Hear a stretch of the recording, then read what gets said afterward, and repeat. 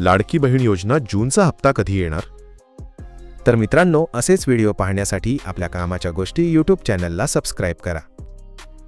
सामान्यतः महिला व बालविकास मंत्री आदिती तटकरे यांच्याकडून हप्त्याबाबतची माहिती दिली जाते आणि त्यानंतर संबंधित रक्कम थेट खात्यात जमा केली जाते. मात्र जून महिन्याच्या 1500 रुपयांबाबत अजून कोणतीही माहिती देण्यात आलेली नाही.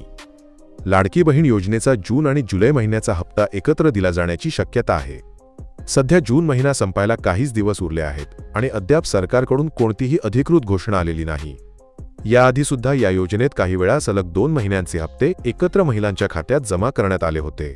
त्यामुळे यंदाही असंच होईल का, याकडे सगळ्यांचे लक्ष लागले आहे. मे महिन्याचा हप्ताही वेळेवर आला नव्हता. जून महिन्याच्या सुरुवातीला तो जमा करण्यात आला होता.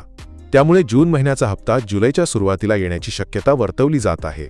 जर हे दोन्ही हप्ते एकत्र आले तर जुलै महिन्यात महिलांच्या खात्यात एकूण 3000 रुपये जमा होऊ शकतात. यासाठी अधिकृत घोषणेकडे सर्वजण उत्सुकतेने वाट पाहत आहेत. तर मित्रांनो, असेच व्हिडिओ पाहण्यासाठी आपल्या कामाच्या गोष्टी यूट्यूब चॅनलला सबस्क्राईब करा.